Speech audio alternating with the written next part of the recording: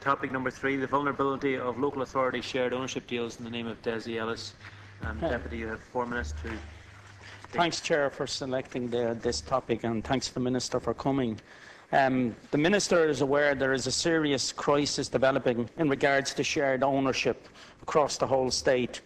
As you know, people on the housing list and on low income availed of it over the last number of years. Applicants had to provide proof of 2 refusals from private lenders to avail of this loan. This week alone, 3 houses in my own area of Finglas are up for repossession. And a couple of weeks ago, I was at the scene of an eviction in Finglas, which got none of the attention that a recent eviction in an affluent area got. And this was the sole property owner, not some multiples of properties.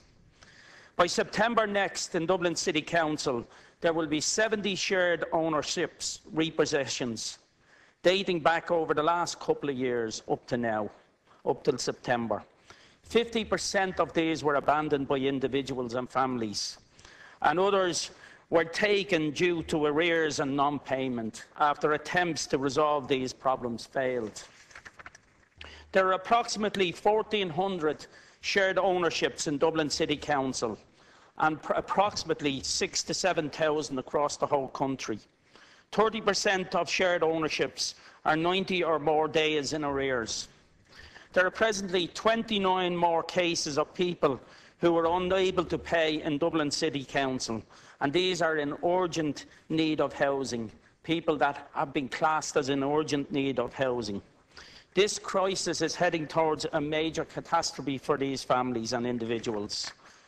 The Keane report is all about private mortgages and private debt, and doesn't address local authority lending and the debt that has been accrued. And this money that the local authorities got through the housing agency. What is the status of this report? And we need the issue of shared ownerships loans included in any solution. While interest-only relief can be got on the mortgage section of these loans, the rent to local authorities rises 4% each year. Negative equity is now a major disincentive for families fighting for these homes. The local authorities need help to take and charge these homes with the residents' consent, and look at keeping families in their homes and charging them the normal local authority rent. It seems a simple solution. It will be a costly solution, and I understand that, but I think we are in such a crisis that we may need to do this. I know that people in these shared ownerships didn't have to pay stamp duty or don't have to pay household charge. Well, that's a welcome relief. It's still not enough to alleviate the problems that we're facing. And a lot of these loans were got by families, lone parents who were on CE or otherwise. And we can argue the to's and fro's of whether that was right at the time. But the reality is we are now faced with a crisis with these families. And I'm hoping the Minister will have a look at this and respond to some of these issues, please. I would like to thank Deputy Ellis for his contribution in putting this before the House. And I take this on behalf of Minister Hogan, and I would agree with him absolutely that it's a very important issue and needs to be addressed. As the Deputy is aware, the shared ownership scheme was introduced in 1991 to a very different housing environment, which you clarified there, which you clearly outlined. It was designed to facilitate access to full home ownership in 2 or more stages to persons who could not afford full ownership immediately, with ownership shared between the purchaser and the local authority. The rent charged is used to cover the funding costs of the HFA, which are based on borrowings at the prevailing interest rates. Any difference between the rent and the prevailing interest rate is reflected in the capital outstanding on the property. In other words, if the rent charged is greater than the prevailing rate, the outstanding equity will be reduced accordingly. Local authority mortgage holders, including those who purchased under shared ownership, also benefit from extremely keenly priced interest rates, which generally run at 0.5 lower than the best rates available in the market, and currently stand at about 1.5% below average variable rates available in the market. This is a very substantial differential. Much has been done to support mortgage holders facing difficulties. A range of restructuring and rescheduling options are available under guidance on mortgage arrears, which my department issued to local authorities in March 2010. To reflect the content of the Central Bank's revised Code of Conduct and provide a further suite of options for the sympathetic treatment of mortgage arrears by local authorities, my department is currently preparing updated guidance to local authorities in consultation with the City and County Managers Association. I anticipate that this guidance will be made available to local authorities before the summer recess. In addition, mortgage interest supplement payable under the Supplementary Welfare Scheme is payable in respect of mortgages under shared ownership transactions, subject to conditions. An annual subsidy towards rent payments under shared ownership is also available under the Rental Subsidy Scheme.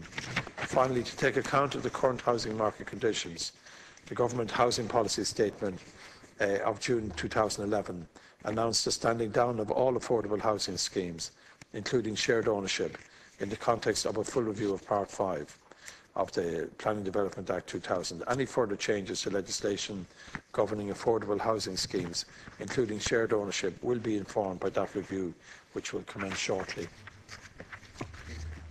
Thank you, Minister. And I hope that what you're prepared now for the local authorities will address some of the issues that we've raised. But I do think it would be a terrible tragedy if we end up with people on local authority housing lists and them availing of a rental subsidy as a result of that and not being able to leave them in the home. It would be far more financially viable to leave them in their home than allow that happen. And I think that would be very, very important. In Dublin City Council's situation, apparently there's somewhere in the region of 40 million in debt in regards to affordable housing. That's a huge cost to the local authority, and that's only one local authority we know of. And there's other sections of Dublin City Council that are also, there's other debts in regards to other issues in terms of loans.